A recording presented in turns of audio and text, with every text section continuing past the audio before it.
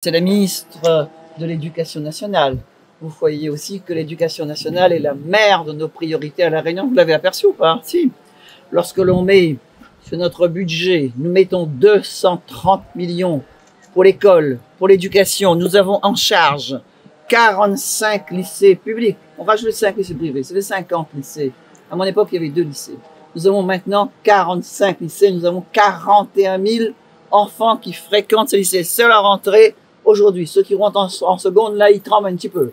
Mais vous savez aussi le travail que nous avons accompli depuis que nous sommes ici. Ce que nous avions dit que nous allons faire, nous l'avons fait. Nous le faisons encore aujourd'hui. Nous le ferons encore l'année prochaine. Nous avons mis d'abord le Numérisac. Savez-vous, c'est un sac, c'est de la pédagogie où on a son histoire, sa géographie, le français, l'espagnol, tout ce que l'on veut apprendre, c'est là-dedans, c'est ce Numérisac. Nous nous sommes occupés des lycées professionnels.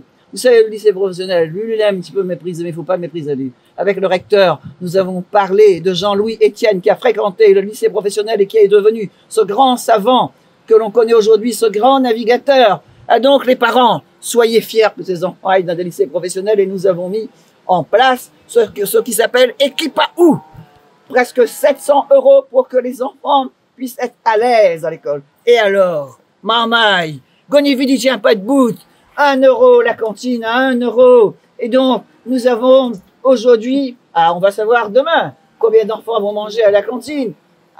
Une entrée, un milieu, un dessert, manger pendant 3 jours par semaine des produits de la terre, de notre terre de la Réunion que nous chérissons, la cantine à 1 € et qui bénéficie aussi à ceux qui font le BTS.